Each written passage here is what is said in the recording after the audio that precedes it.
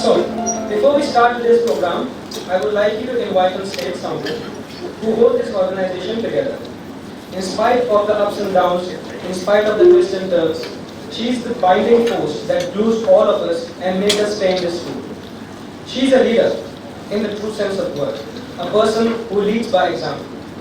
I personally am very grateful to ma'am, as I never thought I would be a teacher and I never thought principals can be so open. She has shown immense trust in me and has not let my creative talent die. So without further ado, I would like to welcome on stage our very own Mrs. Reena Singh, Principal GD Goenka Public School, Ghaziabad, to formally welcome you all and also introduce the father of the nation, Mohandas Karamchand. Good evening, ladies and gentlemen. Welcome for a Teachers' Day program. But perhaps the conversation is going to be a little longer. But before I speak, I'd like to take this opportunity to humbly welcome you. At the same time, I'm extremely grateful that you are here today among us. Hope you have a lovely evening. Special thanks to Mrs. Sanjay Goel for being here, ma'am. Thanks for being, always trusting and cooperating with us. But before you enjoy the evening, there's something that I need to speak. And this is an opportunity that I will not let it go, because the parents are here, the husbands are here, the wives are here. And the agony of a leader of a school, especially with children who are going to be tomorrow's future, I need to have a conversation. I need to understand, you need to understand the profession that your spouses or your children are in. I was contemplating for the last 1 week, what do I need to speak? What do I need to talk?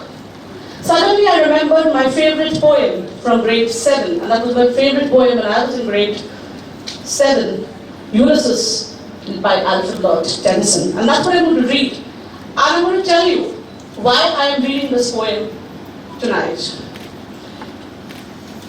This poem has immensely motivated me, and perhaps if you say, Ulysses has been my role model through life. It little profits that an idle king, by the still hearth among those barren cracks, matched with an aged wife, I meet and dole, unequal laws into a savage race that hoard and sleep and feed, and know not me. I cannot rest from travel, I will drink life to the lees. By the way, that's my favorite line, I will drink life to the lees.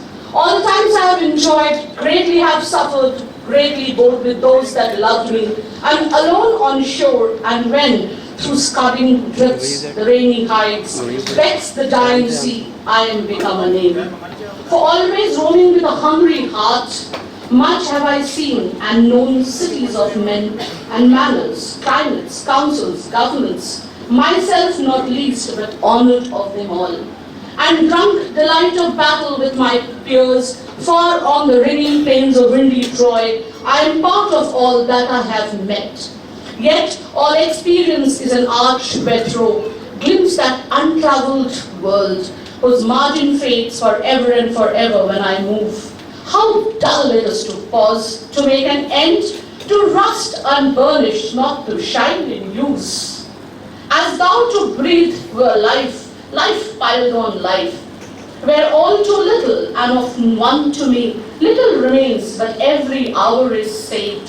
From that eternal silence, something more, a bringer of new things and violet were, for some of 3 suns to store and hold myself, and this grey spirit, yearning in desire, to follow knowledge like a sinking star, beyond the uttermost bound of human thought.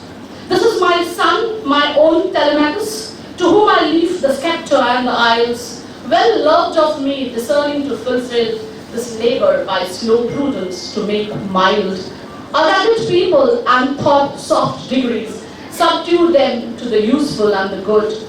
Most blameless is he, centered in the sphere of common duties, decide not to fail. In office of tenderness and play, meet adorance to my household gods. When I am gone, he works his work, I mine.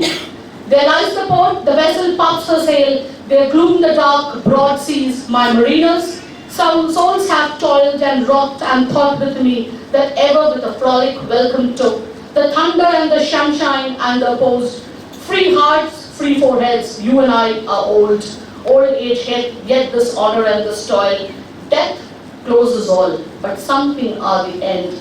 Some work of noble note may yet to be done, not unbecoming men that strove with gods. The light begins to twinkle from the rocks. The long day wanes, the slow moon climbs the deep. Moans around with many voices. Come, my friends, it's not too late to seek a newer world.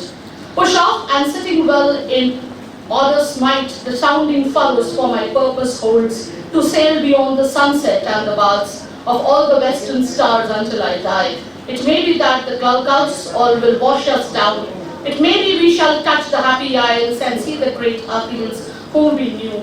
Though much is taken, much abides, and though we are not now that strengthened which in old days moved earth and heaven, that which we are, one equal temper of heroic hearts, made weak by time and fate, but strong in will to strive, to seek, to find, and not to yield. The purpose of saying this is, as a principle, every day I see teachers sacrifice the job of nation building for the family. It pains me because you got to understand that the job, the calling that your children are in, the calling that your spouses are in, is one beyond comparison of a duty towards the nation.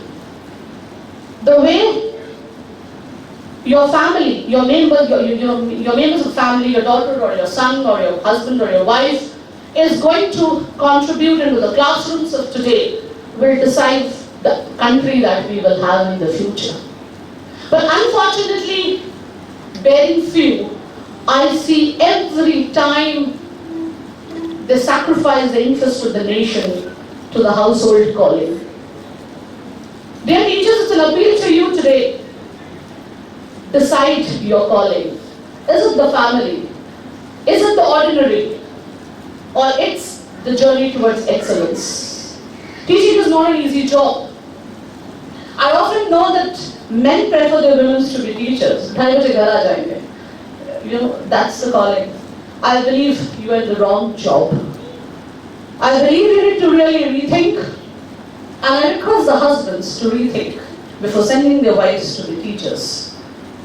It's a 24-hour job. It's a commitment. It's a sincerity. Nations cannot be judged with the clock. Nations cannot be made with the clock ticking on your head. 6 बज गया, 2 बज गया, 12 बज गया, husband बीमार है, सास बीमार है, सब बीमार रहेंगे, फिर भी देश चलना है. You ask the people who are dying. I know there are 2 army officers, and so I salute you tonight. Avni's father and Anupama Swach's husband there. I know, think about the people who are dying at the borders, sacrificing their lives. And think about the sacrifices that people do for this nation. You just have to sacrifice some compromises here and there to teach in the classrooms. I understand today is the evening where you are supposed to enjoy dance. Of course you will do that, but I will never let that opportunity go. I need to speak. I speak to heart. Speak to all the people. When I have, believe me, as a leader, I come across every day somebody or other crying and coming and telling me, I have to go home. I have to go home. My husband will not understand. My mother-in-law will not understand. My father will not understand. My this will not understand. And all the understanding has to be done by the 1,200 children sitting in the classroom who will be the future of the country. This is not what we want. This is not what we want. The nation cannot go like this.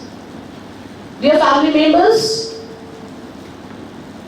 think of the important your job, your wife, your husband doesn't. One little compromise of yours, one little adjustment here and there. I know a lot of husbands who do that. I know there are husbands who do that. I know a gentleman who stands for a thing even if they lost the lock of the key, and the wife is busy with the class presentation. I'm sorry and apologize for that, but there are people who do that. and they make a difference to our children's life. Thank you for being so understanding. But I appeal to all of you to please understand this profession. It is not a part-time job. It is not a job till 2 o'clock. It is a job of commitment, dedication, sincerity, and a 24 hours job. I would say it's a calling, not a job. If you are okay with it, you should continue. If you are not okay, you need to look for another profession, because the nation cannot compromise, and that's my message. Welcome to the evening. And why the nation cannot compromise, I'd like to again speak in a poetical language with a small poem written, this is a translation of a Bengali poem, Nirendranath Chakraborty, Amla Kanti. Amla Kanti is a friend of mine, and we were together at school. He often came late to class and never knew his lessons. When asked to conjugate a verb, he looked out of the window in such puzzlement that we all felt sorry for him. Some of us wanted to be teachers, some doctors, some lawyers. Amla Kanti did not want to be any of these. He wanted to be a sunlight. The timid sunlight of late afternoon and the crow's call again. The sunlight that clings like a smile and up to the leaves of the jam and the jamarul. Some of us have become teachers, some doctors, some lawyers. Amla Kanti could not become a sunlight.